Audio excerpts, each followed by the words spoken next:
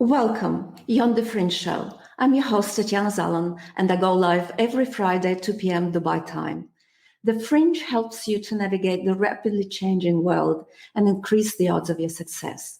Here we discuss technology, startups, entrepreneurs, and mental models of successful people so that you too can take advantage of the opportunities in the digital world. Today, we'll discuss a rather unusual topic, at least for me. It's about meat and synthetic biology, or innovations that can transform your diet. Before I go into why I chose this topic, why it's so interesting, let me just remind you it's a live stream video, and you please allow us on Facebook to identify yourself. Please make comments as we go along, and I will be very happy to answer them. Before we go any further, another disclaimer, it's not health or any sort of nutritional advice, nor is it investment advice. All I'm doing here is presenting some information for educational purposes. And today we're going to talk about food made with cultured animal cells, or lab-grown meat, or fake meat, as sometimes referred to. If you're vegetarian or a vegan, perhaps it's not a show for you. But having said that, all the precursors for animal cultured cell meat is actually vegetarian and vegan food, processed meat there as well. So if you're interested, stay tuned. Because there are lots of fact checkers today on social media, I'm very well prepared with lots of notes, and I will be reading from these notes as well, and a couple of articles too that I've got here, and that's because there are lots of numbers and names, companies, and so on and so forth. So I don't want to misquote anyone, and this is one of the reasons why I have made lots of notes. This idea of lab-grown meat, I came across this about 2 years ago. I was listening to a video. There was an interview with a venture capitalist from Silicon Valley. And when I heard it, I really didn't pay much attention. I thought, no, it's kind of a strange idea. But then it came on my radar screen very, very recently. As I was trying to see and research is what's ahead of us, what's going to happen with the world, what are some of the technological trends. Obviously, these are things that interest me a lot. I came across again some of the predictions for the world in 2030 from the World Economic Forum. And I'm sure you're familiar with some of these predictions. I've picked up 3 predictions here. They've come up with 8 for what they're naming as the 4th Industrial Revolution. And one of these predictions is, according to them, you will own nothing and you will be happy. You will rent and everything will be delivered to you by drones. You clearly won't own a car either. And I will let my audience guess what you call a society that has abolished property rights altogether. They're also predicting that there will be billions of people displaced due to climate change. And this is related to the last topic, which is on meat. And meat will be an occasional treat, not staple, for the good of the environment and your own health, of course. So why grow lab meat, according to the World Economic Forum?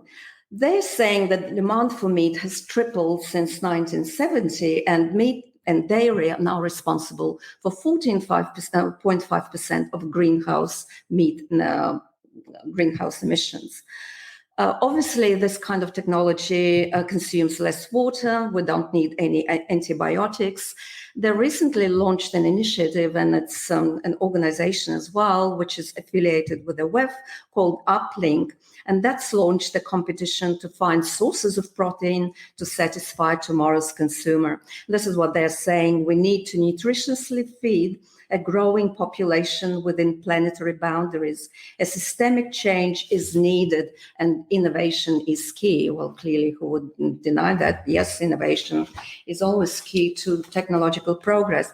And so they then go into this idea of protein diversification, or rather diversification of sources of protein, and they see three main sources. Firstly, its product develops through sophisticated processing techniques, plant-based meat replacements seeking to resemble meat, cultured meat grown in laboratories, and fermented products. That's the first source. The second is historically available forms of protein, not yet produced or consumed at scale, and these include insects, algae, and duckweed.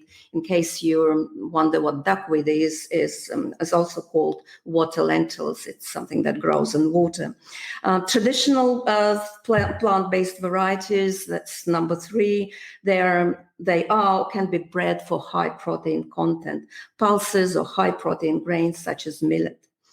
They're also stating there that demand for alternatives to regular meat has surged due to consumer concerns about health, about animal welfare, and of course about the environment. And consumers like you and me, people are arguably becoming more concerned about what their food sources are.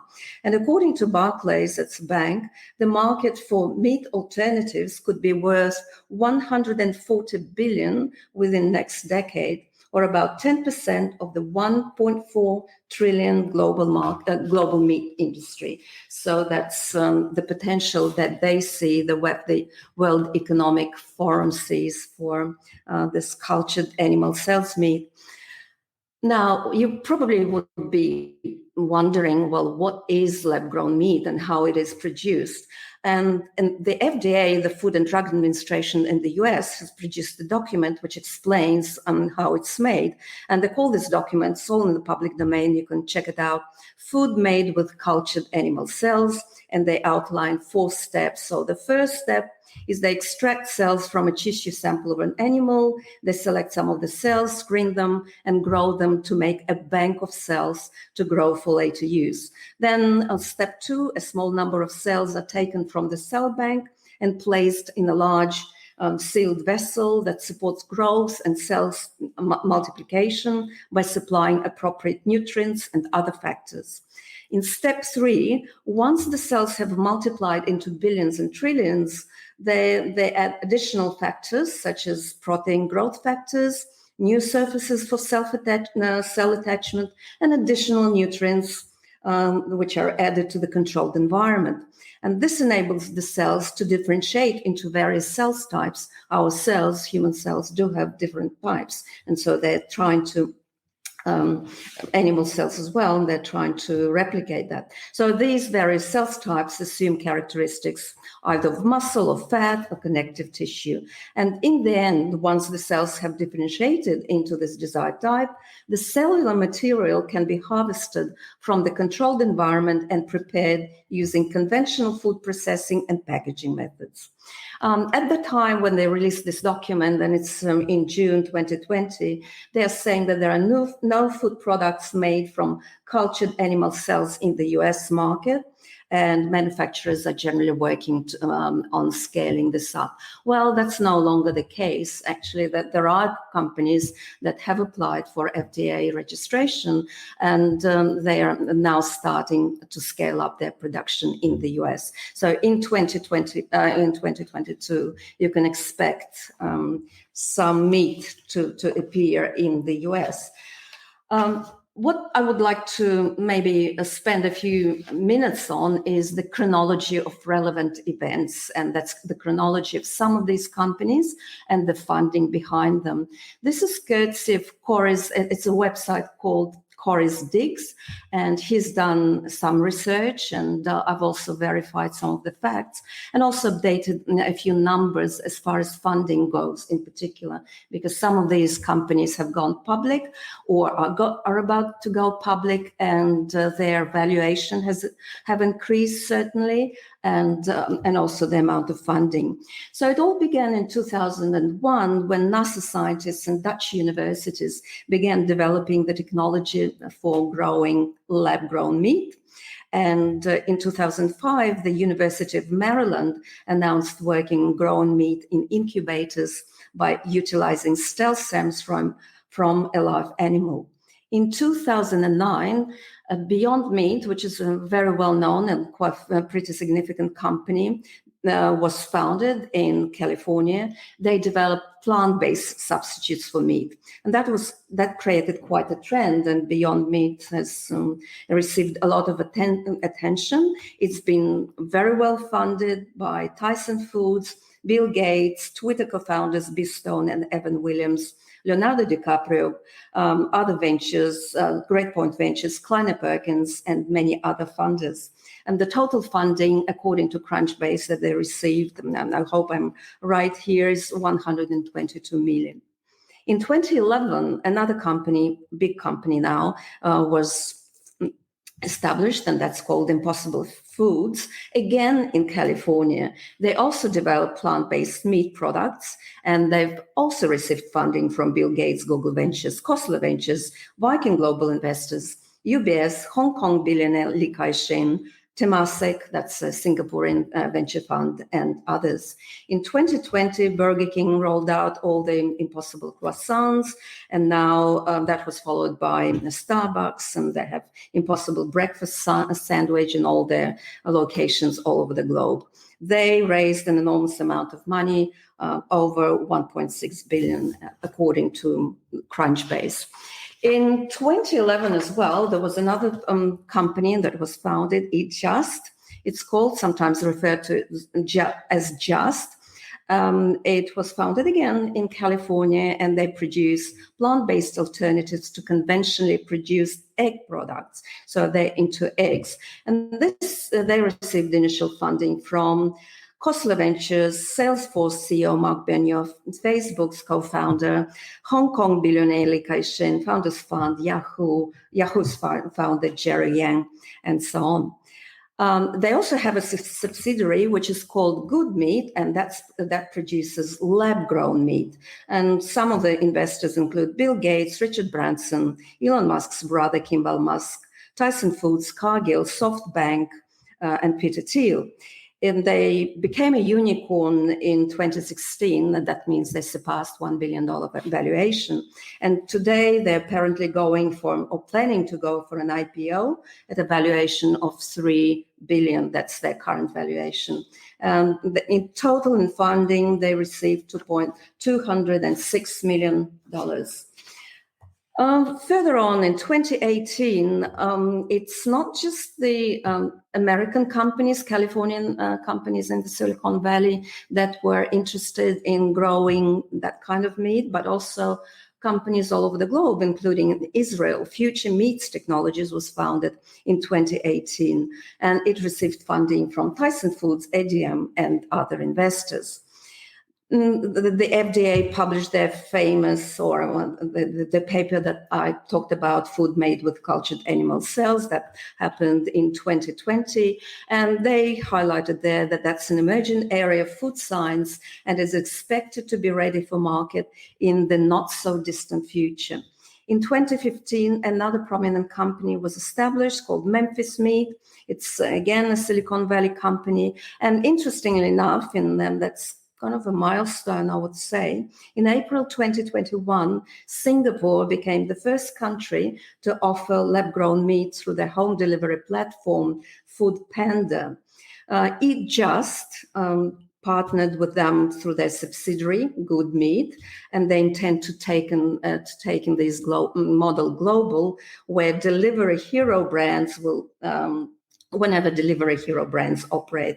And this is currently in over 50 countries. It Just is also an investor in Delivery Hero, so they're kind of cross-shareholders, I believe.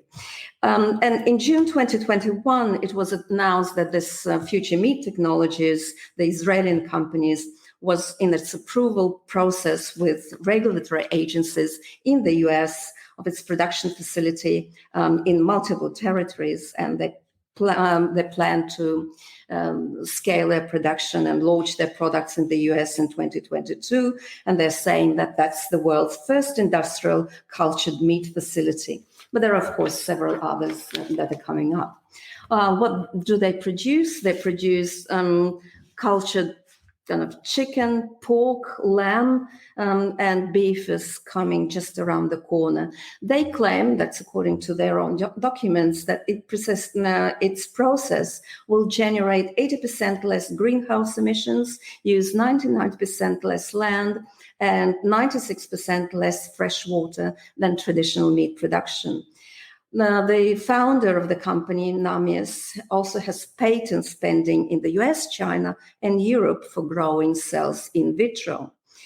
Bill Gates, who is apparently involved in all these companies, or in most of these companies, states that all rich countries should move to 100% synthetic meat. And that's coming from his interview with MIT Technology Review, and that's also mentioned in a Forbes article that I'm holding right here for you.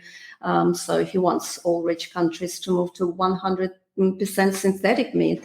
And apparently there is a huge opportunity here for investors. If you look at, and the article specifically focuses on that from the investor side, and they're quoting the following figures. Look no further than industry pioneer Beyond Meat. It went public in 2019, and its share exploded 859% during its first 3 months out of the gate. Apparently, that's a pretty good return. What can you say? The industry already, according to this article, is worth 12 billion, and by 2025, it's projected to double. They're also saying then that during the first few months of the COVID lockdowns, believe it or not, which industry saw a 264 surge in sales, and they say here in this article, it's fake meat. It's plant-based meat, and dried beans, canned meat, and that's number one on this list. Then you have dried beans and canned meat, and so on and so forth. What they're also saying, very interestingly here, they say synthetic biology is a brand new sector where breakthrough technology allows scientists to program living things. It involves reconfiguring the DNA of an organism to create something entirely new. Beyond Meat, according to Forbes, harnessed this new technology to create more realistic veggie burgers. So those of you who are eating veggie burgers, that are probably Beyond Meat, and they're DNA engineered. It was the first to use, Beyond Meat was the first to use a DNA coding sequence from soybeans to create meat that looks and tastes like beef, but is actually made from vegetables. And it's just the tip of an iceberg of what synthetic biology can do. What synthetic biology can do, of course, is also deliver mRNA vaccines. So Singapore, interestingly, is the first country to approve what they call a safe and novel food, and that's according to BBC. It's an article that was published by BBC. The company itself called it a breakthrough for the global food industry, and Singapore hopes that other countries will follow suit. It was approved by the Singapore Food Agency, which is the equivalent of the FDA in the US, and they said that an expert working group reviewed data on just manufacturing control and safety testing of the cultured chicken, and they found it to be safe for consumption and the intended levels of use, and was allowed to be sold in Singapore as an ingredient in Eat Just's nugget products. And they also said that no antibiotics were used in the process. The chicken had low microbiological content than conventional chicken, and so on. And in the end, they mentioned this article that the first in the world regulatory allowance of real high-quality meat created directly from animal cells for safe human consumption paves the way for a forthcoming small-scale commercial launch in Singapore. That's according to Eat Just. So I was also wondering, Kay, there are at least maybe 40 companies now that are working on creating this lab-grown meat for humans. What about pets? Yeah. Now, what about the pet market, and what do veterinarians say there. And lo and behold, and of course, these companies are also into the pet food market. And according to them, there is an article in The Economist in January 2021, pets may soon be fed laboratory-grown meat. Don't know what pets have got to say about that, but apparently this is coming too. And according to The Economist, this would help solve some owners' dilemmas. And a lot of people in the Western world are vegetarians or vegans, and they have apprehensions about feeding their pets with meat. I also said, okay, how about what do veterinarians say about how good or bad it is for animals? And this is one of the sites, and it was really just a random site that I went to, maybe the first that came to my attention. And this is what they're saying. While lab-grown meat may seem preferable to feeding your pet a vegan plant-based diet, it's an adulterated food product that has no track record for creating optimal health, obviously for pets. And then they suggest that you can also incorporate a variety of fresh foods from your refrigerator into your pet's diet, as meal toppers or treats. Pets, like people, they thrive on unprocessed whole foods, not lab-created ones. So clearly, at least some of the vets were not very enthusiastic about that type of food for pets. And before I go, I'm going to sum it up, but before I go, now think about what other kinds of cellular meat can be grown and have been grown, and just really stretch your fantasy. Because to be honest, I think whatever you think and whatever comes to your mind, they've already either done it or are about to do it. So what do you think about all this idea of cultured cell meat, or lab-grown meat? Is this the best thing on earth? Is it going to save our planet? Is this how our farms of the future are going to be like? There's no doubt it's an enormous and great and massive investment opportunity. And as I say always, if anyone wants to get involved in this lab-grown meat company, you need to be very, very early to make attractive returns in the future. Or maybe you should ask yourself a question: should our food be continued to be grown by farmers, and maybe we just need to improve our supply chains? Or should we outsource that food growing and meat growing to the digital financial complex, as I call it? The labs of high-tech giants that are very well funded, as you've seen, by all these venture capital funds and billionaires. What do you think? Please make some comments here. And I think there are comments. Hello, Tatiana. Bill Gates invests in everything. Yes, he does. Hello, Larissa. Yeah, you better grow your own food. And yes, we don't, as if people don't have enough synthetic everything. Yes, I think you're right, Larissa. That's pretty much my opinion as well. We have enough synthetic foods in us. Anyway, well, thank you all for joining. I really enjoyed this kind of collecting some information and going through and thinking through what's the future of humanity, what's the future of our food. And I know whatever you put into your body, it eventually translates into your own health. So we need to be very careful how this is done. And thank you for joining me, and you will see me again at 2:00 Friday, Dubai, at 2:00 Dubai time. Thank you so much for joining, everyone.